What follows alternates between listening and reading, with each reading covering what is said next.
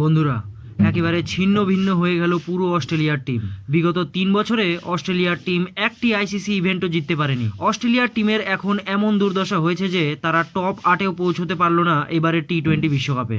আপনারাই ভাবুন, 6বার বিশ্বকাপ জেতা একটি টিম এবার কোয়ালিফাই করতে পারল না টি-20-তে। দুদিন আগেই শ্রীলঙ্কার সাথে অস্ট্রেলিয়ার ম্যাচ হারার পর অস্ট্রেলিয়ার ক্যাপ্টেন মিচেল মার্শ বলেছিল, এখন শুধুমাত্র আমাদের ভগবানই বাঁচাতে পারে। কিন্তু এই মিচেল মার্শই ছিল যে বিশ্বকাপ জেতার পর পায়ের নিচে ট্রফি রেখেছিল। তাই ভগবানও হয়তো এবার অস্ট্রেলিয়ার সাথ দেয়নি।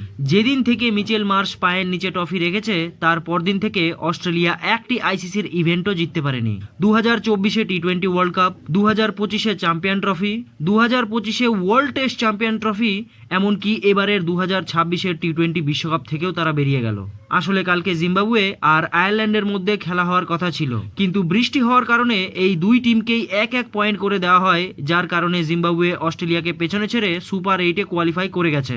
আর এই সব দেখার পর অস্ট্রেলিয়ার প্রাক্তন ক্যাপ্টেন রিকি পন্টিংও কান্নায় ভেঙে পড়ে একটি বক্তৃতায়। শুধু তাই নয়, সূর্যকুমার যাদবের স্বপ্ন ছিল যে এবারে টি-20 বিশ্বকাপের ফাইনাল ম্যাচ তারা অস্ট্রেলিয়ার সাথে আহমেদাবাদের মাঠে খেলবে, কিন্তু তাদের এই স্বপ্নও আর পূর্ণ হলো না। তবে অস্ট্রেলিয়ার ব্যাপারে আপনাদের কি বলার রয়েছে বন্ধুরা, নিচে কমেন্ট করে অবশ্যই জানাবেন।